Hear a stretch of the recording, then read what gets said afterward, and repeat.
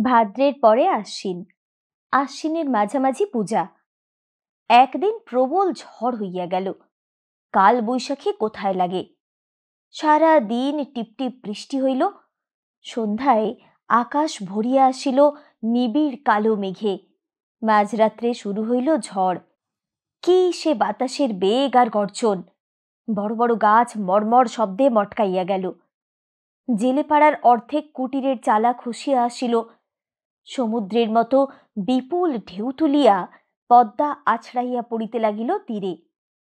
জেলেপাড়ার বৃদ্ধ ও রমণীরা হাহাকার করিয়া রাত কাটাইল। ছেলেমেয়েরা কেহ ভয়ে নিস্পন্দ হইয়া রহিল, কেহ গুমরাইয়া গুমরাইয়া কাঁদিতে লাগিল। ইলিশের মরশুম শেষ হইলে মোটা উপার্জনের সুযোগ দুদিন পরে ফুরাইয়া যাইবে। জেলেপাড়ার কোনো ঘরে আজ বুঝি সমর্থ দেহ পুরুষ নাই।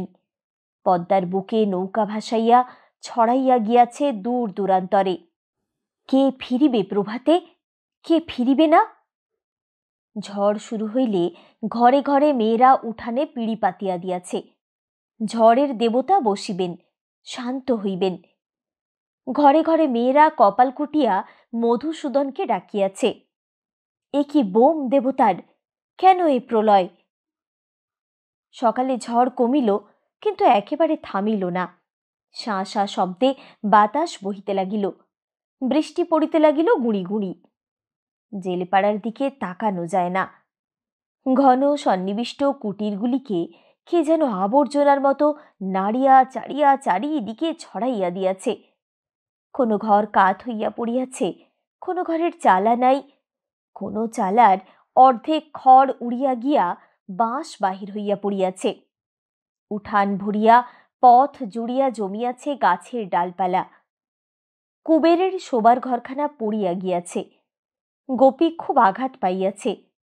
কে জানে ডান পাটি তাহার ভাঙিয়া গিয়াছে কিনা। চালা উড়িয়া গিয়া দূরে পড়িয়াছে পিতমের গোয়াল ঘরের। হিরু আর সিধুর একখানা ঘরও দাঁড়াইয়া নাই।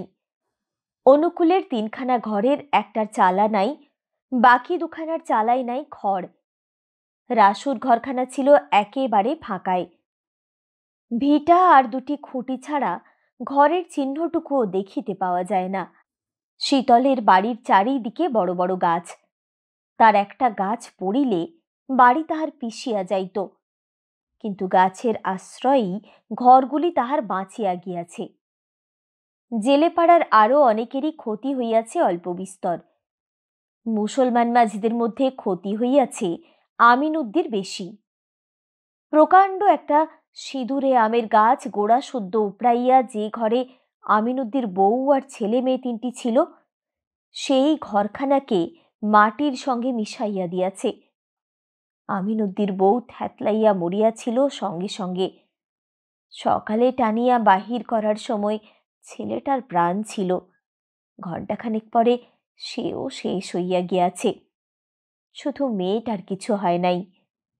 আমিনউদ্দি কোথায় আছে কে জানে।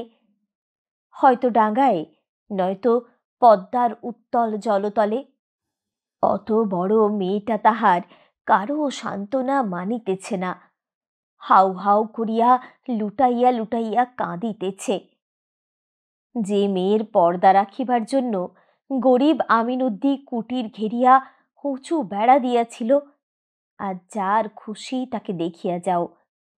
কালো চোখে কাল সে যে কাজল দিয়াছিল, এখনো তা ধুইয়া যায় নাই।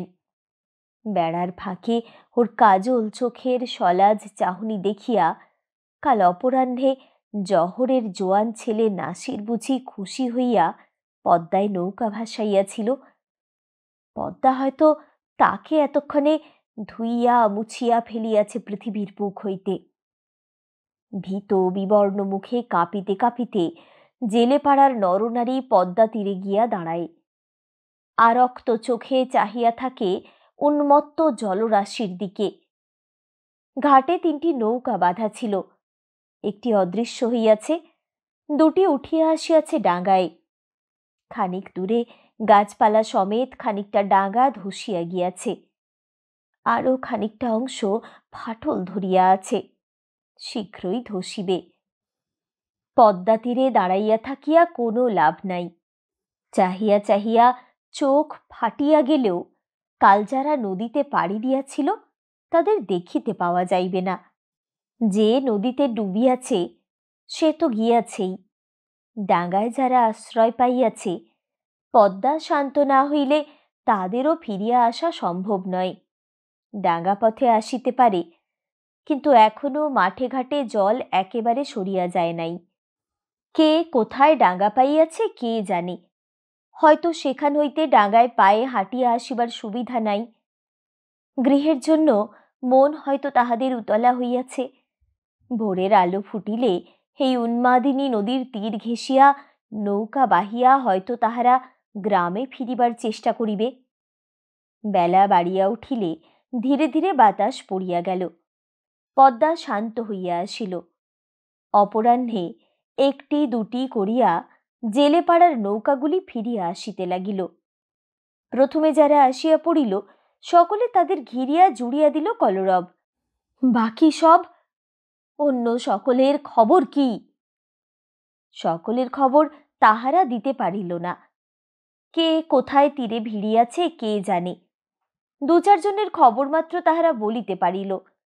যাদের সংবাদ জানা গেল তাদের উদ্বিগ্ন আত্মীয় স্বজনের মুখ হইতে একটা কালো পর্দা যেন সরিয়া গেল।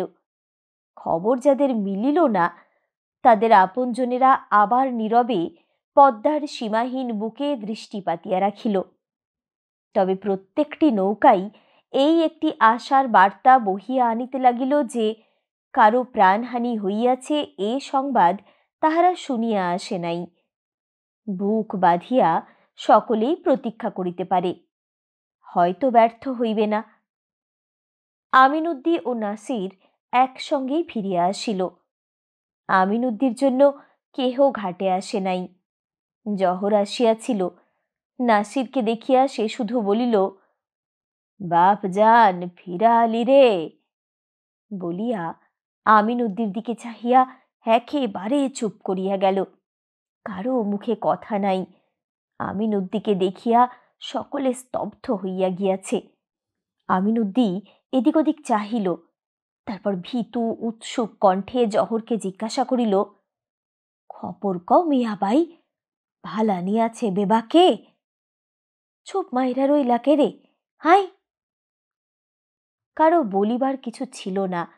হাত ধরিয়া জহর তাহাকে ধীরে ধীরে গ্রামের দিকে টানিয়া লইয়া গেল। তারপর আসিল কুবের ও গণেশ। আসিল তাহারা অনুকূলের নৌকায়। ধনঞ্জয়ের নৌকাটি ডুবিয়া গিয়াছে। বোকা গণেশের একটা পা মচকাইয়া গিয়াছিল, ঝড়ে নয়, পা পিছলাইয়া সে আছাড় খাইয়াছিল ডাঙ্গায়। উলুপি আজ সারাদিন একরকম পদ্মা তীরেই কাটাইয়াছে। গণেশকে ধরিয়া সেই বাড়ি লইয়া গেল। কুবেরের জন্য কেহ আসে নাই। পরের মুখে সে তাহার গৃহের বৃত্তান্ত শুনিল। বড় ঘরটা পড়িয়া গিয়াছে। যে ঘর ছাইবার জন্য হোসেন মিয়া সন দিয়াছিল, গোপীর পায়ে চোট লাগিয়াছে। বিবর্ণ মুখে কুবের বাড়ির দিকে পা বাড়াইল। ঘর দুয়ার অনেকেরই পড়িয়াছে। সর্বনাশ হইয়া গিয়াছে আমিনউদ্দির। কিন্তু তাহার নিজের ঘরখানা পড়িয়া যাওয়ার চেয়ে বড় দুঃসংবাদ কুবেরের কাছে আর কিছুই নয়। কবে আবার সে ঘর তুলিতে পারিবে কে জানে, মাথা গুজিবে কোথায়। পথে দেখা হইল কপিলার সঙ্গে। কুবেরকে দেখিয়াই কপিলা উচ্চ রবে কাঁদিয়া উঠিল। বড় উচ্ছ্বাস কপিলার। বলিল, ফিরে আইছো মাঝি? মুখ রাখছেন ঠাকুর, আমার মুখ রাখছেন। আমি না মানত কইরা থুইছি 5 পহার হরি লুট দিমু।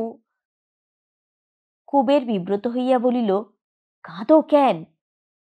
সঙ্গে চলিতে চলিতে কপিলা আত্মসংবরণ করিল। পায়ে বিষম চোট পাইছে মাইয়া, শুনছনি বিতান্ত? কুবের মাথা হেলাইয়া বলিল, হ, ফুইলা গেছে না?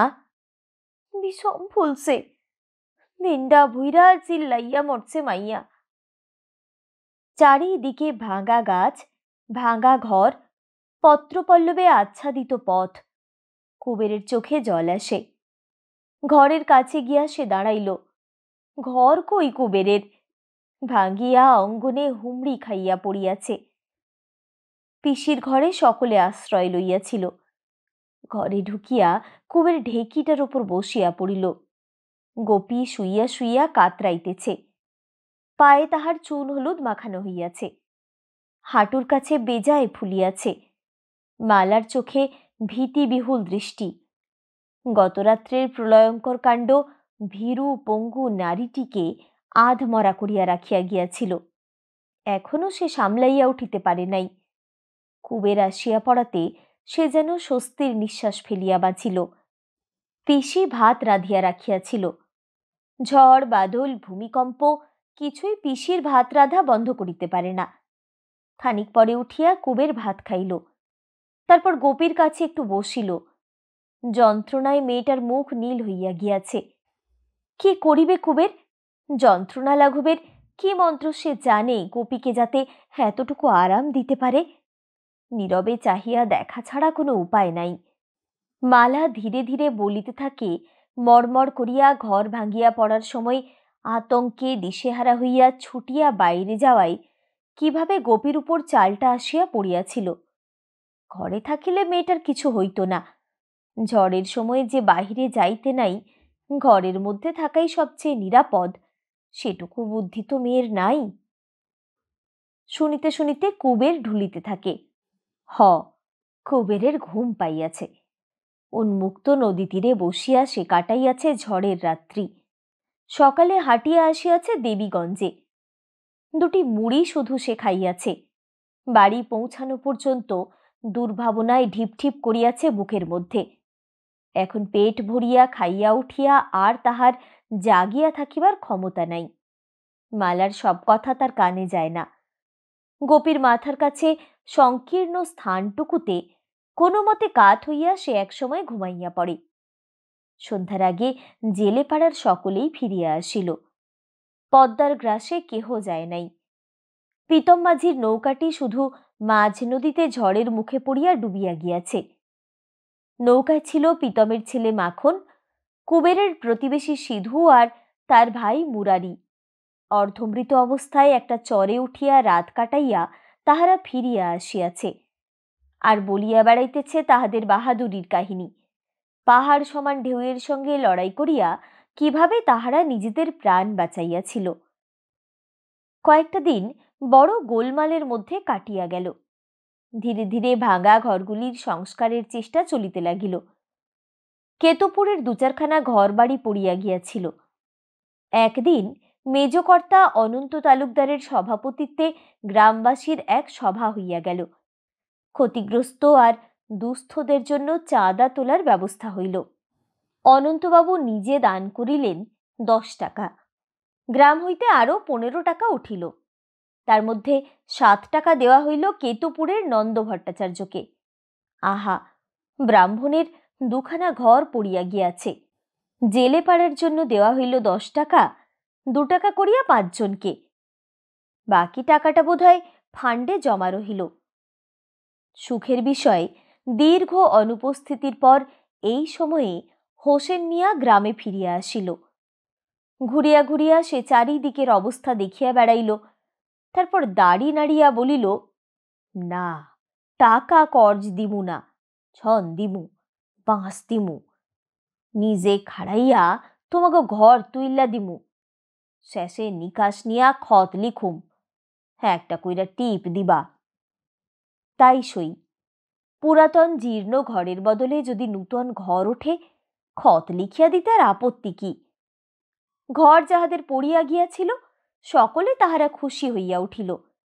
যাহাদের ঘর পড়ে নাই তাহারা দুঃখিত হইয়া ভাবিল, ঘর দুয়ার তাহাদেরও পড়িয়া গেলে মন্দ হইত না। সকলেই সাগ্রহে হোসেন মিয়ার সাহায্য গ্রহণ করিল। করিল না শুধু আমিনউদ্দি। সে মাথা নাড়িয়া বলিল, না মিয়া, ঘর দিয়া আমার কাম নাই। আম গাছের তলে তাহার ঘরখানা যেমন নিষ্পেষিত হইয়া পড়িয়াছিল তেমনি ভাবেই পড়িয়া রহিল। সত্যিই তো, ঘর দিয়া আমিনউদ্দি কি করিবে? কে আছে আমিনউদ্দির? কার জন্য আবার সে দুঃখের দারিদ্র্যের নীড় বাঁধিবে। জেলেপাড়ার সকলেই আবার পদ্মার বুকে নৌকা ভাসাইয়াছে। আমিনুদ্দি কোথাও যায় না। কার জন্য পদ্মার অতল জলে সে জীবিকার সন্ধান করিবে? শুধু মেয়েটা আছে, মমিন। কেন আছে কে জানে। সারাদিন মমিন মৃদু স্বরে কাঁদে। আমিনুদ্দি চাহিয়াও দেখে না, না ডাকে কাছে, না বলে মেয়ের সঙ্গে কথা। ক্রমে ক্রমে সকলের নতুন খুঁটি, নতুন বেড়া ও নতুন চালার ঘরগুলি সমাপ্ত হইল। হোসেন মিয়া মজুরদের কি ইঙ্গিত দিয়াছিল সেই জানে। কুবেরের ঘরটা উঠিল সকলের আগে। ঘর দেখিতে আসিয়া হোসেন মিয়া গোপীর জন্য বড় দরদ দেখাইল। বলিল, হাসপাতালে নিয়ে যাও কুবের ভাই, জবর চোট পাইছে মালুম হয়।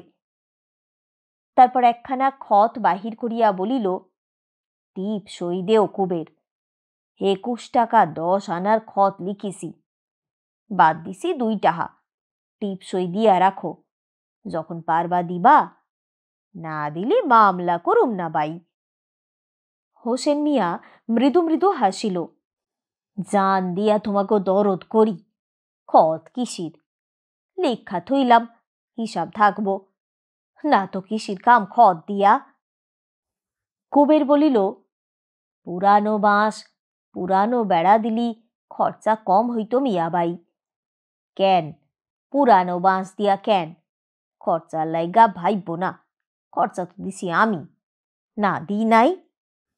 হ মিয়াবাই, দিছেন, আপনিই দিছেন। টিপসই দিয়া কুবের হোসেনের মুখের দিকে চাহিল।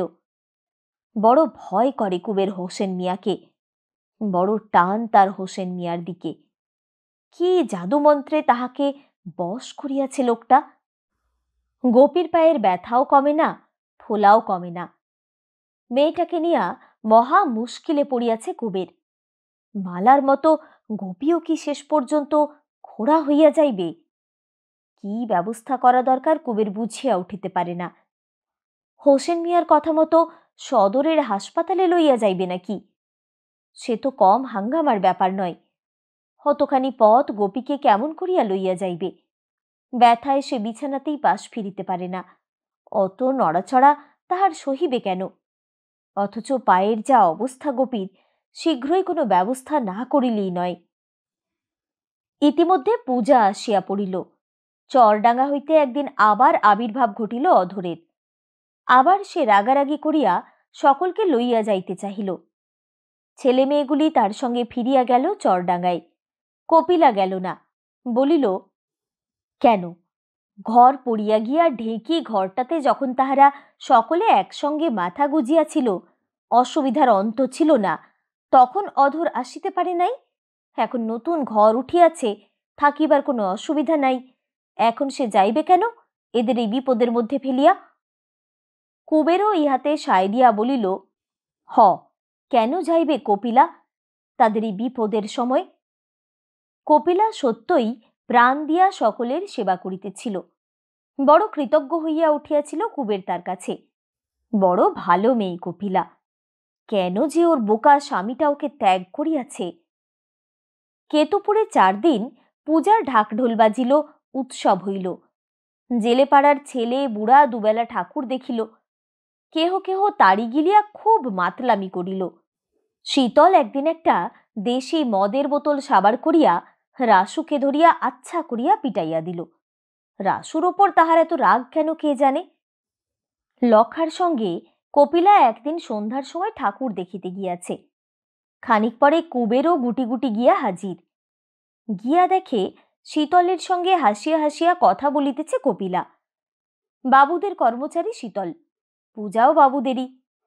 ভাবখানা দেখ শীতলের, সেই যেন সর্বে সর্বা এখানে। ওর সঙ্গে হাসিয়া হাসিয়া এত কথা কিসের কপিলার? তারপর শীতল প্রসাদ চাহিয়া আনিয়া কপিলার আঁচলে বাঁধিয়া দেয়। কপিলা এক গাল হাসে। এত লোকের মধ্যে কপিলার এই নির্লজ্জ আচরণে রাগে কুবেরের নিঃশ্বাস বন্ধ হইয়া আসে। সে ডাকিয়া বলে, লখা, চ বাড়িতে যাই। কপিলা বলে, মাঝি আইছো নাকি? খাড়াও মাঝি, আমি যামু, মারে পেন নাম কইরা লই। কুবের বলে, লক্ষা, হাইলি রে হারামজাদা পোলা। কপিলা প্রণাম শেষ করিতে করিতে লক্ষাকে সঙ্গে করিয়া কুবের জোরে জোরে হাঁটিতে আরম্ভ করিল। একটু পথ গিয়াই গতি তাহার হইয়া আসিল মন্থর। না, কপিলার জন্য ফিরিয়া সে যাইবে না, তবে আস্তে আস্তে হাঁটিতে দোষ নাই। কপিলা আসিয়া সঙ্গ নেয় তো নিক, অন্ধকার হইয়া গিয়াছে, কপিলাকে একা ফেলিয়া যাওয়া ঠিক কর্তব্য হইবে না। হয়তো শীতলকেই সে বাড়ি পৌঁছাইয়া দিতে বলিবে। এতখানি অন্ধকার রাস্তা শীতলের সঙ্গে হাঁটিয়া চলিবে কপিলা? তার চেয়ে বিড়ি কিনিবার ছলে এখানে কুবেরের একটু দাঁড়ানোই ভালো। বিড়ি কিনিতে কিনিতে কপিলা আসিয়া পড়িল। কুবের কথাটি বলিল না। তিনজনে নীরবে চলিতে লাগিল বাড়ির দিকে। কপিলা আর চোখে কুবেরের মুখের দিকে তাকায়, কিছু ঠাহর হয় না অন্ধকারে। চলিতে চলিতে দেখা হয় রাসুর সঙ্গে। যুগীকে লইয়া সে ঠাকুর দেখিতে যাইতেছে। কপিলা যুগীকে বলে, বইন, কাম করবা এক, আমাকে লখারে লইয়া যাও। কুবের আপত্তি করিয়া বলে, কেন, ঠাকুর দেখে নাই লখা? কপিলা বলিল, পোলা পান, সাদনি মেটে দেখা। তোমার লখা বুড়ো তো হয় নাই মাঝি, এক নজর দেখা ফাল দিয়া বাড়িতে ফিরব। যা রে লখা, যুগী মাসির লগে দেখো বইন পোলারে, পোলা বড় বজ্জাত। মতলব কি কপিলার? লখাকে সরাইয়া দিল কেন? কিছুই যেন বুঝিতে পারা যায় না। কপিলা নীরবে পথ চলে। কুবের মনে মনে রাগিতে থাকে। শেষে একটা তেঁতুল গাছের তলায়, পথে যেখানে দুর্ভেদ্য অন্ধকার রচিত হইয়াছে, সেখানে হঠাৎ কুবের শক্ত করিয়া কপিলার আঁচল চাপিয়া ধরে। তারপর বলে, শীতলের লগে হতো কথা কিসের তো নাই? কপিলা বলে, কি করো মাঝি, খুইলা পড়ব যে পেরসাদ। আঁচলটা কপিলা টানিয়া ছাড়াইতে চেষ্টা করে, মিনতি করিয়া বলে, পোলাপানের লাখান কইর না মাঝি, ছাড়ো। রাস্তার মধ্যে এটা কেমন তারও কাণ্ড জুড়লা? বলিতে বলিতে কপিলা আর আঁচল টানাটানি করে না। কুবের তাহাকে জড়াইয়া ধরিলে শান্ত হইয়া থাকে। হঠাৎ বড় যেন করুণ কণ্ঠে বলে, মনটা ভালো না মাঝি, ছাড়বা না? মনটা কাতর বড়। কুবের তাহাকে ছাড়িয়া দেয়। চলিতে চলিতে জিজ্ঞাসা করে, মন কাতর কেন রে কপিলা? কে জানিত কপিলা এমন উত্তর দিবে। স্বামীরে মনে পড়ে মাঝি। হ, আগাগোড়া সব তাহা হইলে ফাঁকি কপিলার, সব ছল। এতক্ষণ রসিকতা করিতেছিল কুবেরের সঙ্গে। ভালো, কুবেরও রসিকতা জানে। কপিলার গালটা সে টিপিয়া দেয়, হি হি করিয়া হাসে, বলে, তাই ক কপিলা, তাই ক। যে স্বামী দূর কইরা খেদাইয়া দিছে, তার লাইগা মনটা পোড়ায় তর। গেলেই পারস স্বামীর ঘর। জামু বলিয়া কপিলা হন হন করিয়া হাঁটিতে আরম্ভ করে। সেদিন রাত্রে গোপীর পায়ের যন্ত্রণা খুব বাড়িয়া গেল। তাহাকে নূতন ঘরে আনা হইয়াছিল। সারা রাত সে ছটফট করিয়া গোঁগাইয়া কাটাইয়া দিল। মালা জাগিয়া বসিয়া রহিল তাহার শিয়রে। কুবেরও অনেক রাত অবধি জাগিয়া রহিল। তারপর সে ঘুমাইয়া পড়িল বটে, কিন্তু ভালো ঘুম হইল না। শেষ রাত্রে উঠিয়া বসিয়া সে ডাকিল, গোপীর মা। জবাব দিল কপিলা। গোপীর মা ঘুমায়। কুবের উঠিয়া আসিয়া বলিল, যা, তুই ঘুমা গা কপিলা, আমি বইয়া থাকি। কপিলা চাপা গলায় বলিল, আরে পুরুষ, রাত ভৈরা ঘুমাইয়া বিয়ানে কয়, যা তুই ঘুমা গা কপিলা, কাউয়ায় ডাক পারে, শুনছ মাঝি? তাই তো বটে, ফর্সা হইয়া আসিয়াছে যে। ঝাঁপ খুলিয়া কুবের বাহিরে গেল। গণেশের বাড়ি গিয়া ডাকাডাকি করিয়া তুলিল গণেশকে। যুগল কাল বোনের বাড়ি নেমন্তন্ন খাইতে আসিয়া রাত্রে এখানেই ঘুমাইয়াছিল। সেও উঠিয়া আসিল। কুবের বলিল, গণেশ, মাইয়ারে তো হাসপাতালে নেওন লাগে, বড় কাতর মাইয়া, রাইত ভইরা চেঁচাইয়া মরছে। গণেশ বলিল, হ কবির, তামুক খা, হাসপাতালে নেওন তো সহজ কথা না। কিবা নিবি ভাবছস নি? নাও নিয়া যামু, আবার কিবা। সমস্যার সমাধানে গণেশ খুশি হইয়া বলিল, তবে চিন্তা নাই, যুগয়লার নাওখান মিল বয়েজ, নাও নিয়ে আইছে যুগয়লা। নাওখানি দিবি না যুগয়লা তর? যুগল সাগ্রহে নৌকা দিতে সম্মত হইল, বলিল সেও সঙ্গে যাইবে। খুব বুঝি ফুলিয়াছে গোপীর পাটা, কোথায় চোট লাগিয়াছে? আগে কেন মেয়েকে হাসপাতালে নেয় নাই কুবের? আগেই লইয়া যাওয়া উচিত ছিল। যাই হোক, আজ যদি হাসপাতালে লইতেই হয়, দেরি করিয়া লাভ কি? বেলা হইয়া গেলে হাসপাতালে ডাক্তারকে পাওয়া যাইবে না। একটা চওড়া কাঠের তক্তায় শোয়াইয়া ধরাধরি করিয়া গোপীকে নদী তীরে লইয়া যাওয়া হইল। কাঁথা বালিশ হাতে করিয়া কপিলা গেল সঙ্গে। ইতিমধ্যে জেলে পাড়ায় খবর রটিয়া গিয়াছিল, গ্রামের একটি মেয়েকে হাসপাতালে নেওয়া প্রতিমা বিসর্জনের চেয়ে কম গুরুতর ব্যাপার নয় জেলেপাড়াবাসীদের কাছে। এই ভোরে নদী তীরে একটি ছোটখাটো ভিড় জমিয়া গিয়াছিল। কপিলা আগে নৌকায় উঠিয়া কাঁথাপত্র বিছাইয়া দিল, তারপর গোপীকে তুলিয়া শোয়ানো হইল। যন্ত্রণায় ও ভয়ে গোপীর মুখখানা ফ্যাকাশে হইয়া গিয়াছে। হাসপাতাল, না জানি কি ভয়ঙ্কর সেই স্থান, কে জানে সেখানে কি হইবে তাহার। কপিলার একটা হাত গোপী সবলে আঁকড়াইয়া ধরিয়া রহিল। নৌকা খোলা হইবে এমন সময় দেখা গেল রাসু ছুটিয়া আসিতেছে। নদী তীরে পৌঁছিয়া সে লাফাইয়া নৌকায় উঠিয়া পড়িল। কুবের জিজ্ঞাসা করিল, কি রে রাসু? রাসু হাঁপাইতে হাঁপাইতে বলিল, আমিও যামু। চলুক, এত বড় নৌকো, স্থানাভাব হইবে না। বেশি লোক সঙ্গে থাকিলে গোপীকে উঠানো নামানোর বরং সুবিধাই হইবে। মহকুমা শহর আমিনবাড়ি, সেইখানে সরকারি হাসপাতাল। কেতুপুর হইতে আমিনবাড়ি বেশি দূর নয়, ঘণ্টা তিনেক লাগিল পৌঁছিতে। রাসুর সাধ ছিল গোপীকে ঘাট হইতে হাসপাতাল পর্যন্ত লইয়া যাইতে সেও কাঁদ দিবে, কিন্তু তার প্রয়োজন হইল না। সবাইকে নৌকায় বসিয়া থাকিতে বলিয়া যুগল নামিয়া গেল। খানিক পরে কোথা হইতে খুঁজিয়া পাতিয়া নিয়া আসিল একটা পালকি। যুগল কি কম পাকা লোক? পালকি চাপিয়া গোপী হাসপাতালে গেল। হাসপাতালে তখন রোগীর ভিড় জমিয়াছে। একটা ছোট ছেলের ফোড়া অপারেশন করা হইতেছিল। কি তাহার তীব্র চিৎকার! গোপী তো দেখিয়া শুনিয়া বিবর্ণ হইয়া গোঙাইতে আরম্ভ করিল। কুবেরের মুখখানাও শুকাইয়া পাংশু হইয়া গিয়াছে। সকলেই অল্প বিস্তর ভীত ও সন্ত্রস্ত, শুধু অবিচলিত আছে রাসু। ময়নাদ্বীপ হইতে পলাইয়া আসিয়া নোয়াখালীর হাসপাতালে সে 15টা দিন কাটাইয়া দিয়াছিল। এ তাহার পরিচিত স্থান। সকলকে সে অভয় দিয়া বলিতে লাগিল, ভয় নাই, ভয় নাই, সব ঠিক হইয়া যাইবে। সেই গিয়া ডাক্তারকে গোপীর অবস্থা বলিয়া নাম ধাম লিখাইয়া আসিল। কি গর্ব রাসুর! দেখুক কুবের, কেমন চটপটে পাকা লোক সে, দেখিয়া রাখুক। বেলা প্রায় 11টার সময় অবসর করিয়া ডাক্তারবাবু গোপীর পা পরীক্ষা করিলেন। পরীক্ষা করিয়া রাগের সীমা রহিল না ডাক্তারের।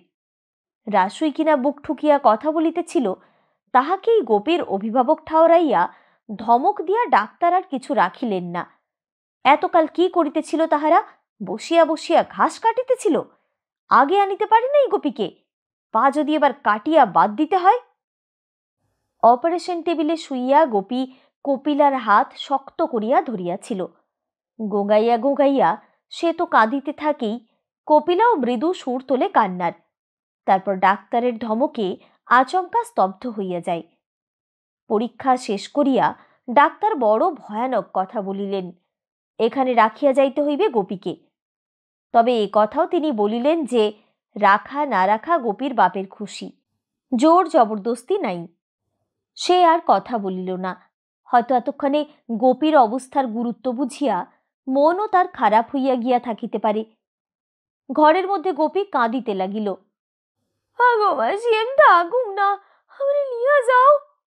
আর বাহিরে কুবের, গণেশ আর যুগল গম্ভীর মুখে বলা বলি করিতে লাগিল যে এবার কি করা কর্তব্য। পরামর্শ করা একান্ত মিছে। ডাক্তার যে কথা বলিয়াছে তারপর গোপীকে না রাখিলে চলিবে না এখানে। তবু তারা অজ্ঞ ও ভীরু গ্রামবাসী কিনা, দীর্ঘ পরামর্শ ছাড়া কোনো সিদ্ধান্তই তারা করিতে পারে না। গোপীকে মেয়ে ওয়ার্ডে ভর্তি করিয়া দেওয়া হইল। তারপর আর তাহাদের গোপীর কাছে থাকিবার উপায় রহিল না। আবার সেই 4টার সময়ে আসিয়া মেয়েটার সঙ্গে তাহারা দেখা করিতে পারিবে। গোপী কপিলাকে কিছুতে ছাড়িবে না। কাঁদিয়া কাঁদিয়া সে বলিতে লাগিল, আগো আমারে নিয়া যাও, কই থুইয়া যাও আমারে। হাঁটিতে হাঁটিতে তাহারা ফিরিয়া গেল নদীর ঘাটে। পথে কিনিয়া লইল কিছু চিড়ামুড়ি। এত বেলা অবধি কেহ তাহারা কিছু খায় নাই। নীরবে সকলে জলযোগ শেষ করিল। এবার কি করিবে তাহারা? এবার যুগলের থাকিবার উপায় নাই। নৌকা তাহার ভাড়া হইয়া আছে। সকালবেলায় তাহার দেবীগঞ্জে যাওয়ার কথা ছিল। কুবের এখন গ্রামে ফিরিবে তো। গ্রামের ঘাটে সকলকে নামাইয়া দিয়া যুগল সোজা চলিয়া যাইবে দেবীগঞ্জে। কুবের বলিল, তোমরা যাও, বৈকালে মাইয়াটারে একবার না দেখা আমি যামু না। রাসু বলিল, আমিও থাকি আই।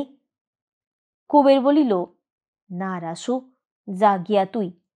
কই থাকুম, কি বৃত্তান্ত ঠিক নাই, তুই থাইকা করবি কি? গণেশ থাকিতে চাহিল। কুবের তাকেও বুঝাইয়া নিবৃত করিল।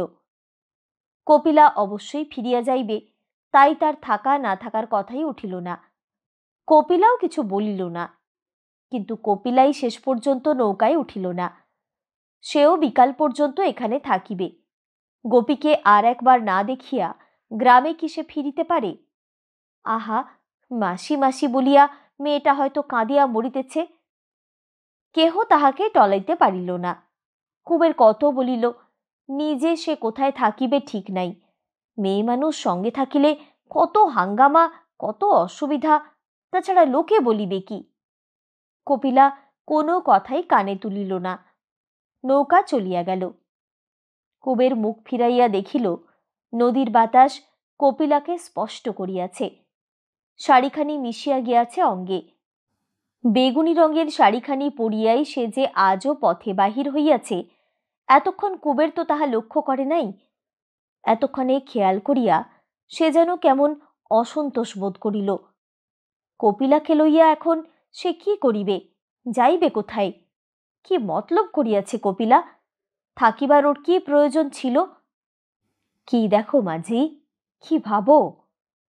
কপিলা বলিল, জিগানে কাম কি তর? কুবের বলিল, গোসা করো কেন? ওই দেখো জাহাজ আহে। সেইখানে নদী তীরে দাঁড়াইয়া তাহারা চাহিয়া থাকে। চক্রাকারে পাক দিয়া জাহাজ আসিয়া ভিড়ে জেটিতে। কি ভিড় হইয়াছে আজ জাহাজে। আজ পূজা শেষ। আজও দেশ দেশান্তরের মানুষ গৃহে ফিরিতেছে। আর কি অদৃষ্ট কুবেরের! মেয়েটাকে আজ এই বিদেশে হাসপাতালে ফেলিয়া রাখিয়া মূঢ়ের মতো সে দাঁড়াইয়া আছে নদী তীরে। কোথায় যাইবে, কি করিবে ঠিক নাই। ভো দিয়া জাহাজ ছাড়িয়া যায়। নদীর আলোড়িত জল ঢেউ তুলিয়া তীরে আছড়াইয়া পড়ে। মেয়েটার জন্য এমনই ঢেউ উঠিয়াছে কুবেরের বুকে। হঠাৎ কপিলা বলে, মাঝি, পয়সা কড়ি আনছো?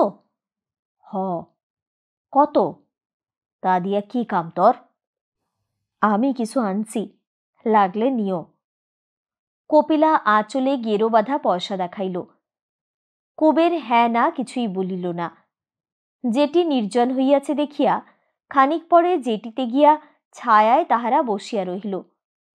কুবের তাকায় না কপিলার দিকে। একটার পর একটা বিড়ি ধরাইয়া টানিতে থাকে। মিনিটে মিনিটে বিড়ি খাওয়ার মতোই সে যেন বড় লোক। কেমনে ফিরবা মাঝি? খানিক পরে কপিলা জিজ্ঞাসা করিল।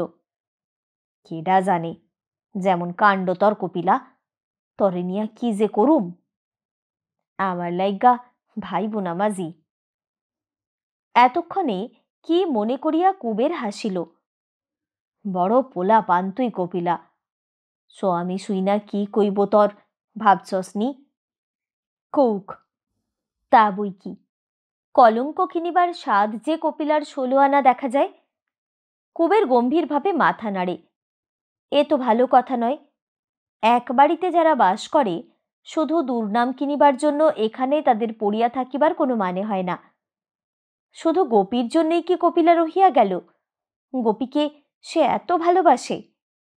কে জানে। কপিলার মন বুঝিবার ক্ষমতা ভগবান কুবেরকে দেন নাই। বেলা পড়িয়া আসিলে দুজনে হাসপাতালে গেল। কুবেরের এবার প্রথম মনে হইল থাকিয়া বুঝি ভালো করিয়াছে কপিলা। এমন করিয়া নতুবা গোপীকে সে নিজে তো সান্ত্বনা দিতে পারিত না কপিলার মতো। তাছাড়া যে কাণ্ড আজ ডাক্তার করিলেন গোপীকে লইয়া, কপিলা না থাকিলে বুক বাঁধিয়া সে সময় কে থাকিত গোপীর কাছে? গোপীর হাঁটুর হাড়ই শুধু ভাঙে নাই, মস্ত একটা বাঁশের গোঁজ ঢুকিয়া গিয়াছিল মাংসের মধ্যে, পা ফুলিয়া সেটাকে আড়াল করিয়া ফেলিয়াছে। ডাক্তার এবেলা সেটা টানিয়া বাহির করিলেন। তারপর ভাঙা হাড়টা যত দূর সম্ভব সস্থানে বসাইয়া কোমরের কাছ হইতে পা পর্যন্ত কাঠের তক্তা বসাইয়া বাঁধিয়া দিলেন ব্যান্ডেজ। কুবের এসব দেখিল না, বাহিরে বসিয়া সে শুধু গোপীর আর্তনাদ শুনিল। দুজনে যখন তাহারা হাসপাতাল হইতে পথে নামিয়া আসিল, সন্ধ্যা হইতে বেশি বাকি নাই। দূরে বিসর্জনের বাজনা বাজিতেছিল। গ্রামেই এখন তাহাদের ফিরিতে হইবে। এখানে রাত কাটাইবে কোথায়? কাল আবার কুবের আসিয়া গোপীকে দেখিয়া যাইবে। নদীর ঘাটে গিয়া কুবের নৌকায় নৌকায় চেনা মাঝি খুঁজিয়া বেড়াইল। চেনা মাঝি 2-4 জন মিলিল বটে, কিন্তু আজ বিজয়ার সন্ধ্যায় নৌকা তো কেহ খুলিবে না। দেবীগঞ্জের দিকে যাদের যাওয়ার দরকার ছিল, দিনে দিনে তারা চলিয়া গিয়াছে। তবে গহনার নৌকা ছাড়িবে একটা। কুবের ইচ্ছা করিলে ভাড়া দিয়া যাইতে পারে, নতুবা কাল সকাল পর্যন্ত অপেক্ষা করুক। যে নৌকায় কেতুপুরের দিকে যাক, কুবের তাহাতে গ্রামে ফিরিতে পারিবে। কত নাও যাইব কাইল, পয়সা দিয়া কেন যাইবা কুবের ভাই? বলিয়া পরিচিত মাঝি কুবেরকে নৌকায় রাত্রি যাপন করিতে অনুরোধ করে। শুধু পরিচিত মাঝি কেন, পদ্মা নদীর মাঝি সে। পদ্মা নদীর যে কোনো মাঝির নৌকায় রাত্রি যাপনের অধিকার তার জন্মগত। কিন্তু এখানে রাত কাটানোই যে মুশকিল। কপিলার সঙ্গে একত্র এখানে রাত কাটাইয়া গিয়া কাল গ্রামে সে মুখ দেখাইবে কি করিয়া? কি বিপদেই কপিলা তাহাকে ফেলিয়াছে। পয়সা দিয়া গহনার নৌকায় যাওয়া ছাড়া উপায় নাই। কত ভাড়া লইবে কে জানে।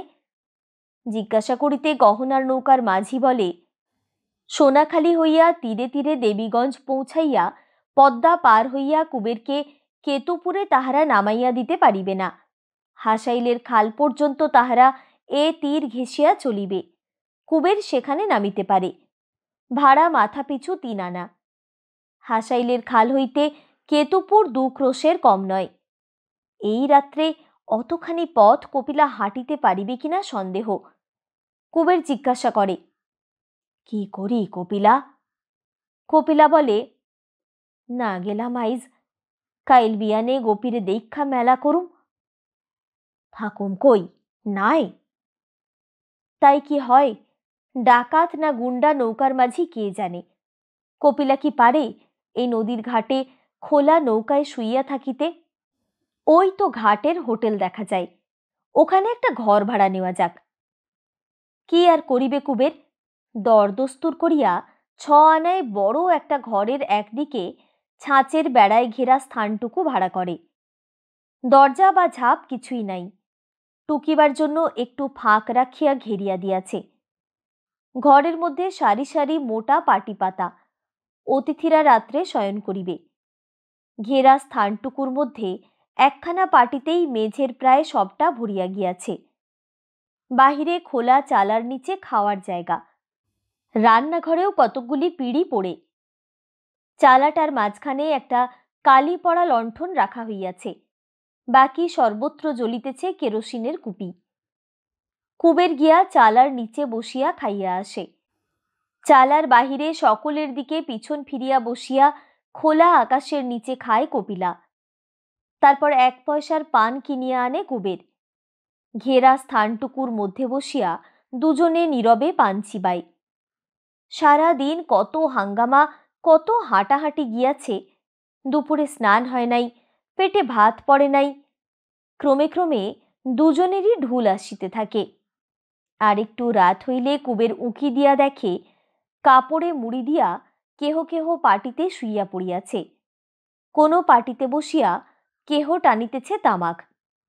কুবের উঠিয়া দাঁড়ায়, বলে, শো কপিলা, তুমি কই যাও?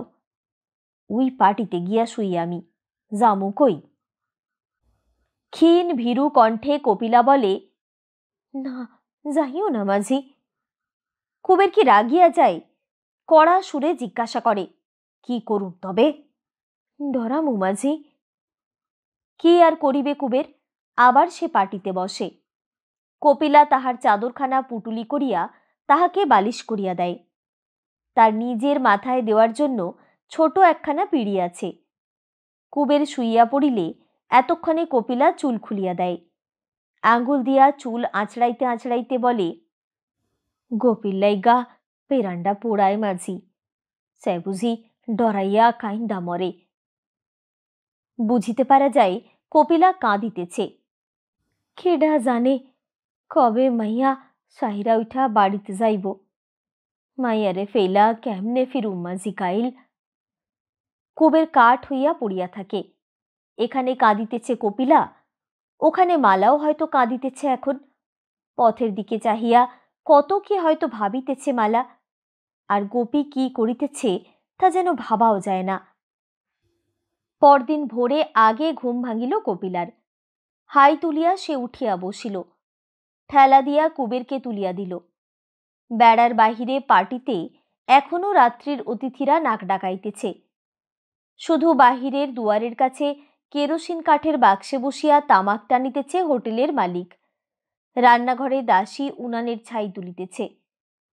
কপিলাকে দেখিয়া ঘুমন্ত কুকুরটা উঠিয়া দাঁড়াইয়া ল্যাজ নাড়িতে লাগিল। মৃদু মধুর শীত পড়িয়াছে। কুবেরের চাদরখানি পরিয়া কপিলা প্রথমে নদীতে ডুব দিয়া আসিল, তারপর স্নান করিতে গেল কুবের। কুবের ফিরিয়া আসা পর্যন্ত কপিলা ঘেরা স্থানটুকুর মধ্যে লুকাইয়া রহিল। পুরুষের দৃষ্টিপাতে আজ বড় লজ্জা করিতেছে কপিলার। দিনের আলোয় আজ তার মনে হইতেছে জগৎশুদ্ধ সকলেই বুঝি জানে যার পাশে শুইয়া সে রাত কাটাইয়াছে সে তাহার স্বামী নয়। মুড়ি আর বাতাসা কিনিয়া কুবের ফিরিয়া আসিল। দুমুঠা খাইয়া কপিলা বলিল আর সে খাইবে না। না থাক, কুবেরের পেটে জায়গা আছে ঢের। ধীরে ধীরে মুড়ি আর বাতাসা শেষ করিয়া সে বলিল, চল যাই হাসপাতালে। তখন সবে রোদ উঠিয়াছে। এত সকালে গোপীর সঙ্গে তাহারা দেখা করিতে পারিল না। 9টা পর্যন্ত হাসপাতালের সামনে বসিয়া থাকিতে হইল। তারপর ঘণ্টাখানে গোপীর কাছে থাকিয়া তাহাকে অনেক আশ্বাস ও সান্ত্বনা দিয়া ঘাটে ফিরিয়া আসিল। জহরের শালা নুরুলের নৌকা কাঠের বোঝা নামাইয়া দেবীগঞ্জ ফিরিয়া যাইতেছিল। সেই নৌকায় তাহারা উঠিয়া বসিল। গ্রামের ঘাটে নামিয়া কুবের বলিল, বাড়িতে যা কপিলা, আমি গণেশের লগ্গে দেখা কইরা যাই। বাড়িতে যদি ঝড়ঝাপটা ক্রন্দন ঘনাইয়া থাকে, প্রথম ধাক্কাটা কপিলার উপর দিয়াই যাক। কপিলা কিন্তু একা বাড়ি যাইতে রাজি হইল না। রুখিয়া বলিল, আরে পুরুষ। তখন আর কথাটি না বলিয়া কুবের হন হন করিয়া বাড়ির দিকে চলিতে আরম্ভ করিল। কপিলা পিছাইয়া পড়িল। পথে যার সঙ্গে দেখা হইল সেই সাগ্রহে গোপীর সংবাদ জিজ্ঞাসা করিল। চাপা হাসি ঢাকা পরিহাস, রূঢ় ইঙ্গিত কিছুই কারো কাছে জুটিল না কুবেরের। এত কি সুনাম সে বাঁধিয়া গিয়াছিল গ্রামে যে কপিলার সঙ্গে একটা পুরো রাত্রি অজানা স্থানে অতিবাহিত করিয়া আসিয়াও সে সুনাম নিটোল অক্ষত দেখিতে পাইতেছে। ব্যাপারখানা কি? চলিতে চলিতে হঠাৎ কুবেরের মনে পড়ে, দুজন তো নয়, গোপীকে ধরিলে তারা যে 3 জন। গ্রামে লোক তাকে আর কপিলাকে হোটেলের চাঁচের বেড়ার নির্জনতায় পৃথকভাবে কল্পনা করে নাই। ওদের সঙ্গে গোপীকেও একত্র চিন্তা করিয়াছে। কারো মনে তাই সন্দেহ জাগিবার অবকাশ থাকে নাই। কুবের দাঁড়াইল। কপিলা কাছে আসিলে বলিল, দেখ কপিলা, জিগাইলে কইস রাইতে হাসপাতালে ছিলাম গোপীর কাছে। কপিলা মাথা নাড়িয়া বলিল, ধুর, মিশা কথা আমি কই না মাঝি। বলিয়া খানিক আগে কুবের যেমন করিয়াছিল তেমনি হন হন করিয়া কপিলা আগাইয়া গেল। কে জানে কি আছে কপিলার মনে। বারণ না মানিয়া কালো আমিন বাড়িতে থাকিয়া গেল, আজ বারণ না মানিয়া সত্য কথা বলিতে চায়। বলুক, পুরুষ মানুষ কুবের, কি ভয় তার? কপিলার সত্যবাদিতার ফল যদি কেহ ভোগে, ভুগিবে কপিলাই। বাড়ি গিয়া কুবের দেখিল মালার কাছে কপিলা সবিস্তারে আমিন বাড়ির কাহিনী বলিতেছে। কাছে চাটাইটার ওপর সে বসিয়া পড়িল।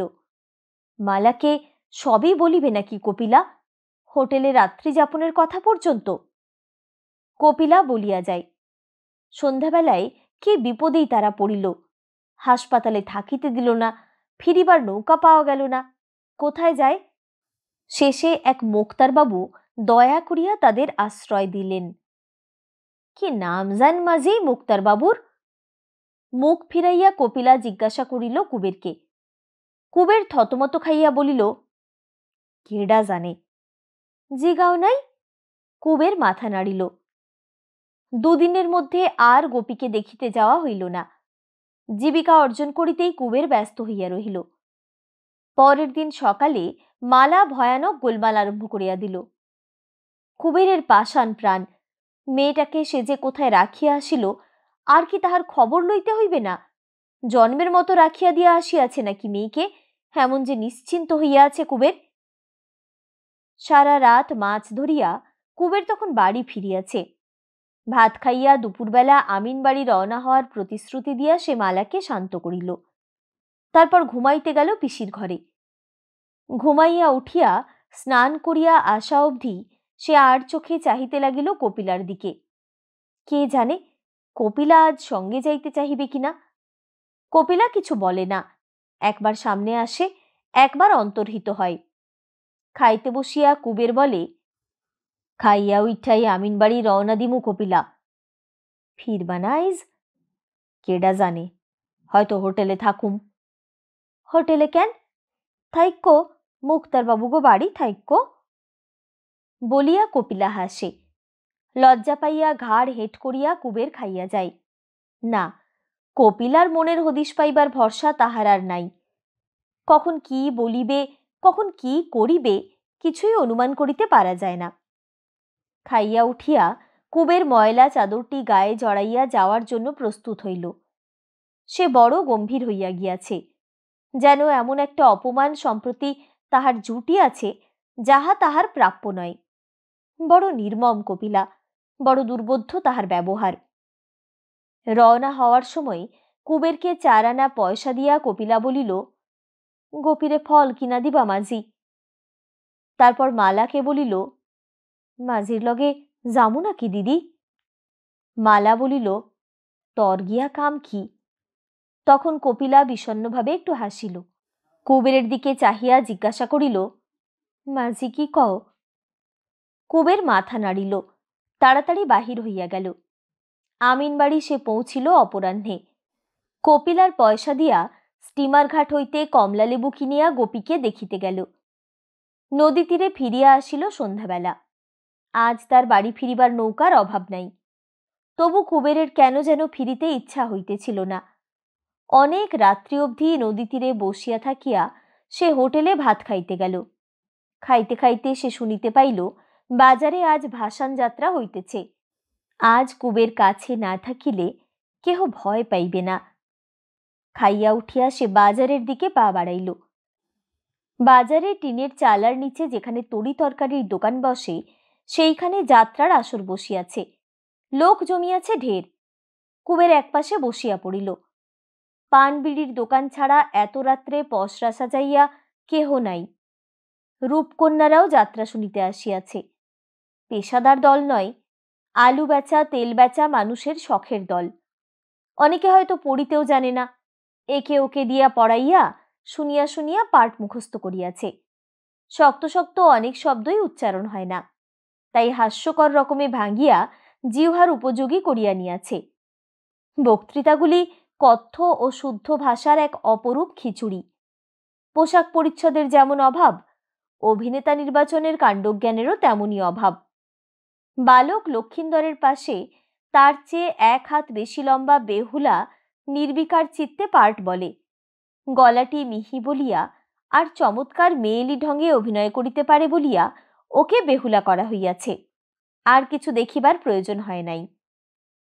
তবু রাত জাগিয়া ভিড় করিয়া সকলে ভাসান যাত্রা শোনে, একবার নয় বহুবার। ভাঙা হারমোনিয়াম আর ঢ্যাপসা তবলার সঙ্গত, মশালের লাল আলো, আলু বেচা তেল বেচা অভিনেতা, তবু কি মোহ এ যাত্রার। কুবের ঠায় বসিয়া থাকে, ঢিমাইয়া ঢিমাইয়া অভিনয় চলে। মা মনসা একটা গান করেন, চাঁদ সদাগর দুটো কথা বলে, মৃত লক্ষিন্দর উঠিয়া একটা গান করিয়া আবার মরিয়া যায়। কোথায় কখন কোন দৃশ্যের শুধু সর্পদষ্ট লক্ষিন্দরের জন্য বেহুলার বহুল বিলাপের পর মা মনসা আবার কেন চাঁদ সদাগরকে ভয় দেখাইয়া যান যে তাকে পূজা না করিলে লক্ষিন্দরকে সাপে কাটিবে, এসব বুঝিবার দরকার হয় না। কুবের মন দিয়া যাত্রা শোনে। রাত্রি শেষ করিয়া যাত্রা শেষ হইলে পেঁয়াজের যে খালি বস্তাটার উপর সে এতক্ষণ বসিয়াছিল তার উপরেই কাত হইয়া ঘুমাইয়া পড়ে। কিন্তু বেশিক্ষণ ঘুমানোর সুযোগ সে পায় না। সকাল হইতে না হইতে তাহাকে ঠেলিয়া তুলিয়া দেওয়া হয়, সেখানে এবার দোকান বসিবে। অনেক বেলায় সে গ্রামে ফেরে, দেখিতে পায় বাড়িতে অতিথি আসিয়াছে। কপিলার স্বামী শ্যামা দাস, লম্বা চওড়া প্রকাণ্ড জোয়ান মানুষ, ঘাড় ঘেঁষা বাবরি চুল মাথায়, বোঁচা নাকটার নিচে এক জোড়া উদ্ধত গোঁফ। খুঁটিতে ঠেস দিয়া বসিবার ভঙ্গি দেখিলে মনে হয় বিশ্বজগতে কারো সে তোয়াক্কা রাখে না। কুবেরের মুখখানা ম্লান হইয়া যায়। কে জানে কেন আসিয়াছে শ্যামাদাস? শ্যামাদাসের আসিবার উদ্দেশ্য জানিতে বেশি দেরি হইল না। এ পক্ষের বউটি তাহার মরিয়া গিয়াছে, কপিলাকে সে নিয়া যাইবে। কখন যাইবে? বেলা পড়িয়া আসিলে একসময় রওনা হইয়া যাইবে, সেজন্যে কি? কুবের যদি খাতির করিয়া একটা দিন থাকিয়া যাইতে বলে তাতেও শ্যামাদাসের আপত্তি নাই। বসিয়া বসিয়া তাহারা কথাবার্তা বলে। কপিলা এক সময় আসিয়া ফিস ফিস করিয়া স্বামীর কানে কানে কি যেন সব গোপনে কথা বলে, তারপর হাসিয়া চলিয়া যায়। পিসির ঘরে ঢুকিবার আগে মুখ ফিরাইয়া চোখের একটা দুর্বোধ্য ইঙ্গিত করে। এত বেলায় কুবের ফিরিয়া আসিয়াছে, কই খাওয়ার কথা কপিলা তো কিছু বলিল না। কুবেরের ক্ষুধা তৃষ্ণার কথা মনে রাখিবার প্রয়োজন কি কপিলার ফুরাইয়া গিয়াছে? গোপীর কথাও তো কিছু সে জিজ্ঞাসা করিল না। গায়ের চামড়াটা কুবেরের আজ বড় খসখস করিতেছিল, অনেক দিন তেল মাখা হয় নাই। শ্যামাদাস আসিয়াছে বলিয়াই কপিলা বোধহয় আজ চুলে আবার জবজবে করিয়া নারিকেল তেল দিয়াছে। কালো একটি বোতলে বিলাসিতার এই উপকরণটি কপিলা সর্বদা মজুত রাখে। একটা কিছু উপলক্ষ পাইলেই বোতলটা কাত করে মাথায়। শ্যামাদাসকে বসিতে বলিয়া কুবের কপিলার কাছে একটু তেল চাহিল। কপিলা করিল কি, রাধিবার তেল রাখা বাঁশের পাত্রটি আনিয়া বলিল, ধরো মাঝি, হাত পাত।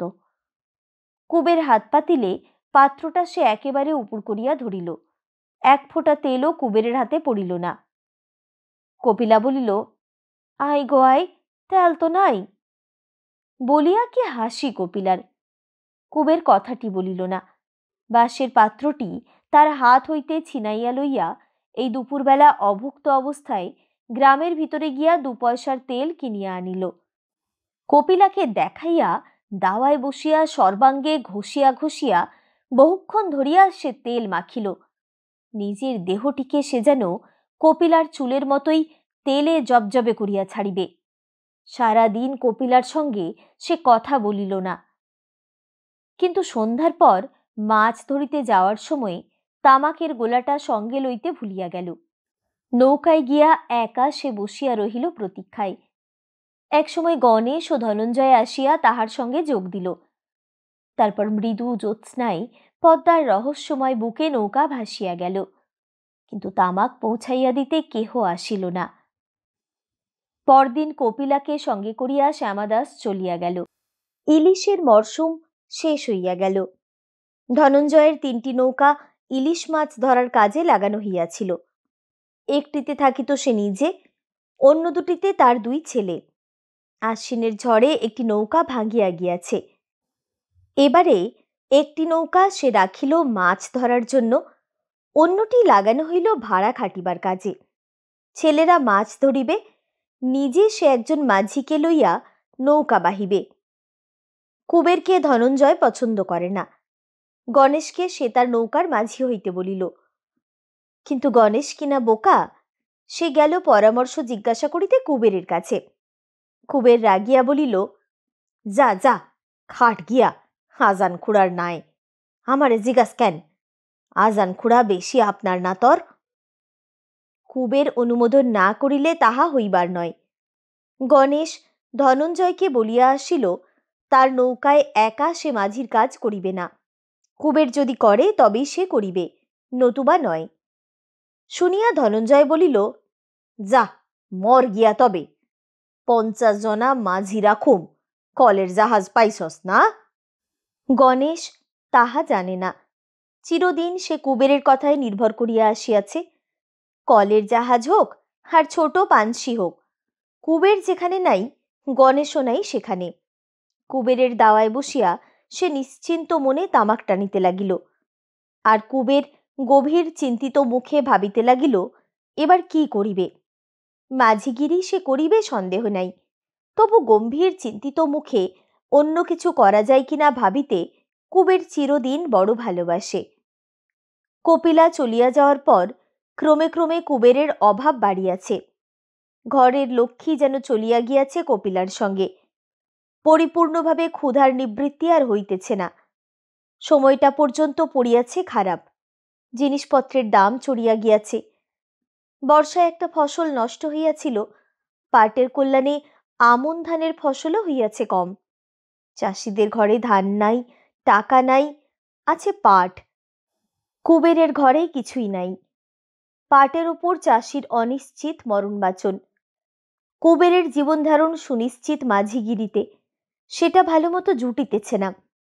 একটা নৌকা যদি কুবেরের থাকিত পদ্মার ঘাটে ঘাটে, তবে সে কুড়াইয়া বেড়াতে পারিত জীবিকা। পরের নৌকায় লগি ঠেলিতে পাইবার ভরসায় বসিয়া থাকিতে হইত না। ভোরবেলা এখন নদীর বুক জুড়িয়া থাকে কার্তিকের কুয়াশা। যদিও অগ্রহায়ণ আসিয়া গিয়াছে, জলের তল হইতে মাঠ ঘাট মাথা তুলিয়াছে। কোথাও রবি শস্যের চারা উকি দিয়াছে, কোথাও সবে শস্য বীজ বপন করা হইতেছে। রাত্রে অল্প অল্প শীত করে, কাপড় গায়ে দিতে হয়। কুবেরের মন বড় খারাপ, কিছু ভালো লাগে না। গোপী হাসপাতাল হইতে ফিরিয়া আসিয়াছে। ভাঙা হাঁটুটি তাহার শক্ত হইয়া গিয়াছে, সে হাঁটিতে পারে না। ভবিষ্যতে আবার কোথায় হাড় ভাঙিয়া ঠিক করিয়া দিলে খোড়াইয়া খোড়াইয়া হয়তো সে হাঁটিতে পারিবে। চলন তাহার স্বাভাবিক হইবে না কোনোদিন। যুগলকে জামাই করার আশা আর নাই।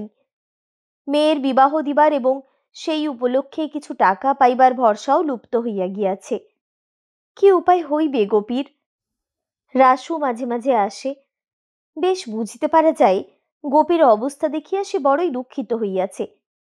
গোপীর হাঁটুর ভবিষ্যৎ সম্বন্ধে ডাক্তার কি বলিয়াছে রাসু খুঁটাইয়া খুঁটাইয়া জিজ্ঞাসা করে। এক একদিন টিপিয়া টুপিয়া নিজেই পরীক্ষা করিয়া দেখিতে যায়।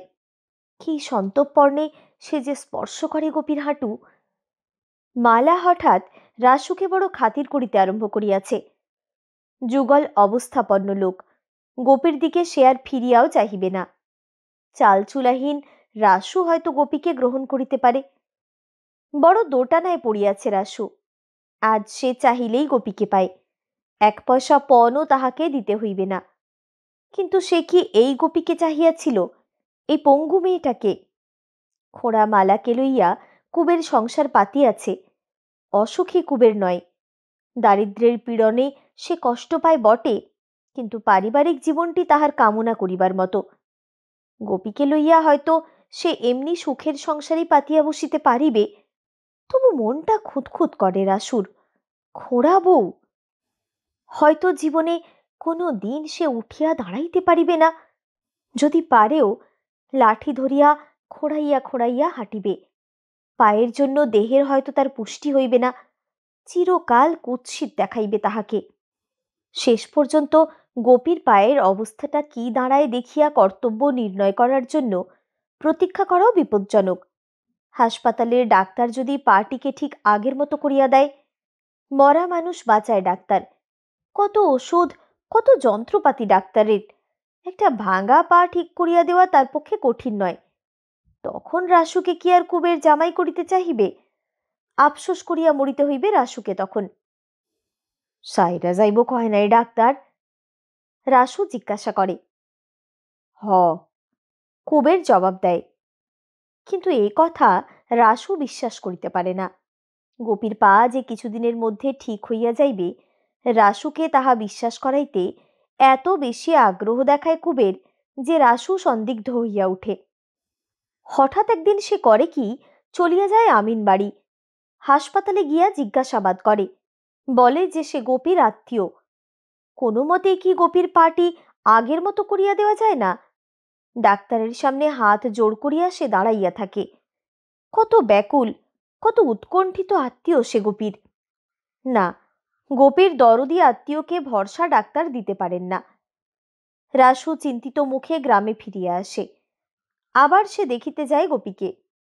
শীতের কুয়াশার মতো ফ্যাকাশে হইয়া গিয়াছে মেয়েটা। শীর্ণ রোগা মুখখানাতে জলজল করিতেছে দুটা চোখ। একটা খড়ের পুটুলির ওপর ভাঙা পাটি রাখিয়া এলাইয়া পড়িয়া আছে বিছানায়। রাসু মমতা বোধ করে। ময়নাদ্বীপে একে একে স্ত্রী পুত্রকে হারাইয়া যে নিষ্ঠুর বেদনায় বুক তাহার দীর্ণ হইয়া গিয়াছিল, তেমন বেদনা লক্ষ স্ত্রী পুত্রকে হারাইয়াও আর সে কোনো দিন অনুভব করিবে না।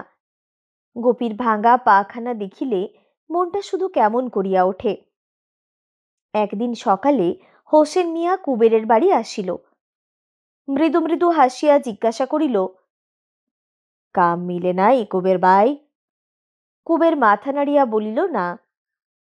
হোসেন বলিল, জান দিয়া তোমাগো দরদ করি, কেমনে ভালা করুম তোমাগো হুঁস থুই কুবের ভাই, কাম করবা আমার লাই।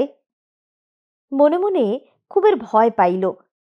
কি মতলব করিয়াছে হোসেন মিয়া? যাচিয়া কাজ দিতে চায় কেন? হোসেন মিয়ার উপকার গ্রহণ করিলে শেষ পর্যন্ত মঙ্গল নাই, কুবের তাহা ভালো করিয়াই জানে।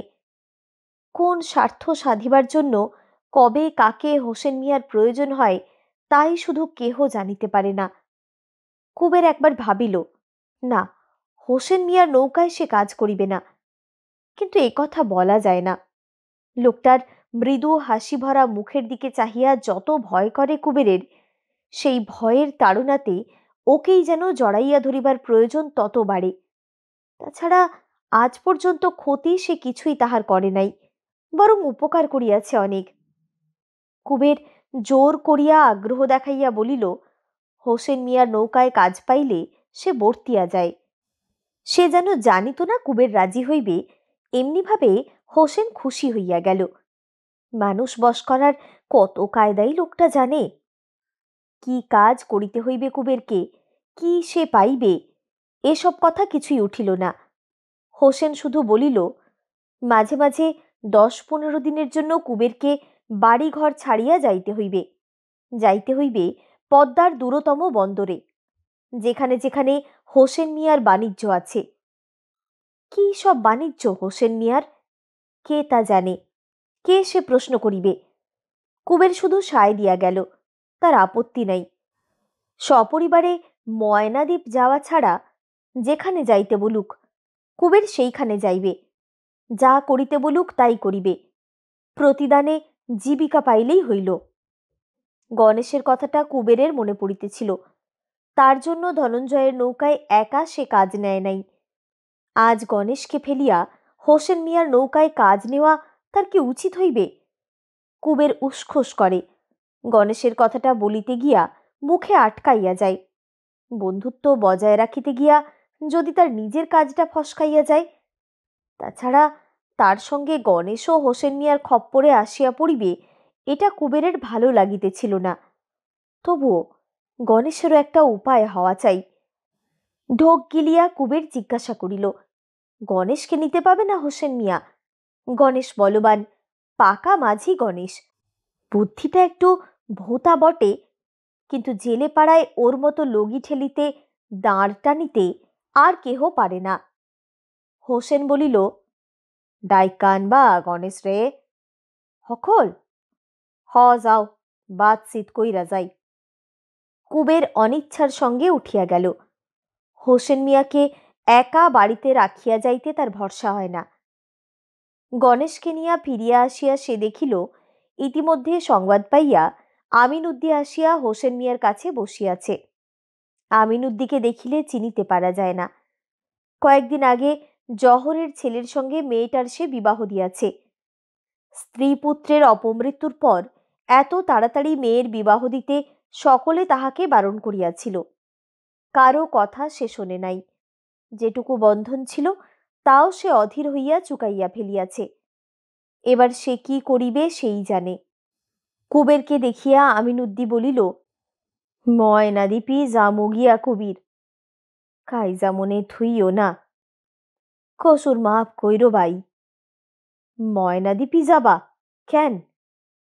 কই জামু না তো। কুবের ও গণেশ অভিভূত হইয়া আমিনউদ্দির দিকে চাহিয়া রহিল। সকলকে হারাইয়া রাসু একদিন ময়নাদ্বীপ হইতে ফিরিয়া আসিয়াছিল। এখানে সকলকে হারাইয়া আমিনউদ্দি আজ ময়নাদ্বীপে যাইতেছে।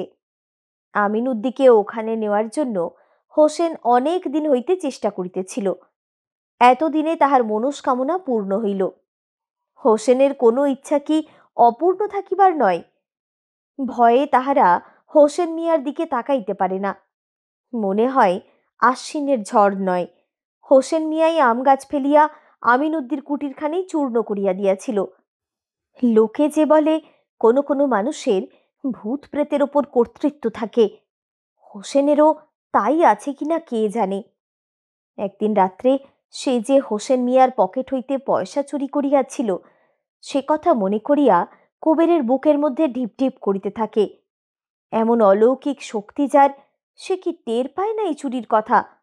ঘরের চালা হয়তো নয়, হয়তো হোসেনের পোষ মানা অন্ধকারের অশরীরী শক্তি সেদিন গোপীর হাঁটু ভাঙিয়া দিয়াছিল। বাড়ি ছিল না বলিয়াই কুবের সেদিন বাঁচিয়া গিয়াছিল নিজে। মেঘলা অমাবস্যার অন্ধকারের মতো অতল কুসংস্কার নাড়া খাইয়া কিছুক্ষণের জন্য কুবেরের মনকে আচ্ছন্ন করিয়া রাখে। খানিক পরে আমিনউদ্দি উঠিয়া গেল। তখন হোসেন কুবের ও গণেশকে বুঝাইবার চেষ্টা করিল, ময়নাদ্বীপে গিয়া মঙ্গলই হইবে আমিনউদ্দির। এখানে শোকে দুঃখে কাতর হইয়া থাকিবে লোকটা। তার চেয়ে সেখানে গিয়া আবার বিবাহাদি করিয়া ঘর সংসার করা কি ভালো হইবে না ওর পক্ষে? ময়নাদ্বীপ কি সেরকম আছে নাকি এখন? জঙ্গল সাফ হইয়া এখন সেখানে নগর বসিয়াছে। হোসেন মিয়া চলিয়া গেলে গণেশ ও কুবের বসিয়া বসিয়া অনেকক্ষণ গল্প করিল। ভবিষ্যতের সব জল্পনা কল্পনা। চাকরি পাইয়া দুজনেই খুশি হইয়াছে। দেনা পাওনার ব্যাপারে হোসেন মিয়া কৃপণ নয়। কোথায় কোথায় যাইতে হবে, লগি ঠেলা ছাড়া আর কি তাদের দিয়া হোসেন মিয়া করাইয়া লইবে, এখন তাই শুধু তাদের ভাবনা।